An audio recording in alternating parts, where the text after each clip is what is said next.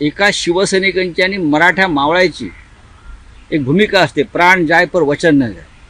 तुमच्या डोळ्यासमोर लाडक्या बहिणींची फसवणूक चालली आहे. एकनाथ शिंदे शेतकऱ्यांना गंडवलं जात आहे. तुम्ही काय करताय सरकारमध्ये बसून? अजित पवारांच्या दारासमोर उपोषणाला बसा, आंदोलन करा.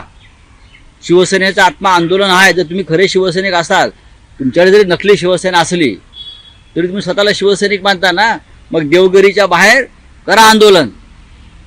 राऊतसाहेब, आज मनसेचा गुढीपाडवा मेळावा शिवाजी पार्कवर आयोजित केला जातो आहे. राज ठाकरे भाषणात काय भूमिका मांडणार, मी कसं काय याकडे लक्ष असेल? कारण राज ठाकरेंची विधानं ही नेहमी राज बातमीचा विषय आहे. राज ठाकरे यांचा पक्ष सध्या भारतीय जनता पक्षाचा मित्र पक्ष आहे.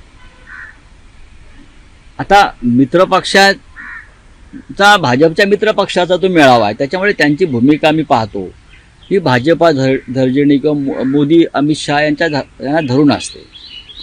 त्यांच्या घरी लोक चहा पानाला येतात, सगळे हे भाजपचे वगैरे. आता ते त्यांनी काही जरी भूमिका घेतली तरी त्या भूमिकेवरती भाजपची छाप असेल, भाजपचा प्रभाव असेल. उद्याच्या महानगरपालिका निवडणुकीमध्ये भारतीय जनता पक्षाला सोयीची काय भूमिका घेता येईल अशी भूमिका राज ठाकरे घेऊ शकतात. यापूर्वी त्यांनी घेतलेली आहे. खरं म्हणजे आज महाराष्ट्र आणि मराठी माणूस संकटात आहे. महाराष्ट्राला कमजोर केलं जात आहे, मराठी माणसाला दुबळं केलं जात आहे. अशा वेळेला भारतीय जनता पक्षाला साथ देणं, एकनाथ शिंदेसारख्या लोकांना मदत करणं हे महाराष्ट्राच्या एकंदरीत अस्मितेला आणि स्वाभिमानाला परवडणारं नाही आहे.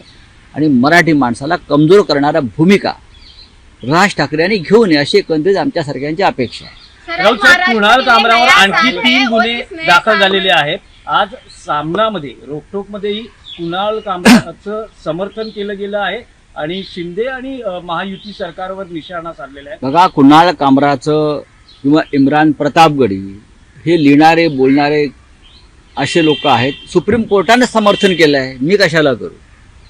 देशाच्या सुप्रीम कोर्टाने सांगितलं आहे कुणाल कामराला, इम्रान प्रतापगडी, अन्य कोणालाही आपलं विधान, आपल्या भूमिका मांडण्याचा पूर्ण अधिकार आहे. या देशाचं स्वातंत्र्य इतकं कमजोर नाही आहे की एखाद्या कवितेमुळे, एखाद्या गाण्यामुळे ते डळमळीत होईल.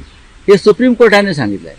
असं असताना जर या महाराष्ट्रामध्ये कुणाल कामराच्या विरुद्ध गुन्हे दाखल होत असतील तर ते दुर्दैव आहे.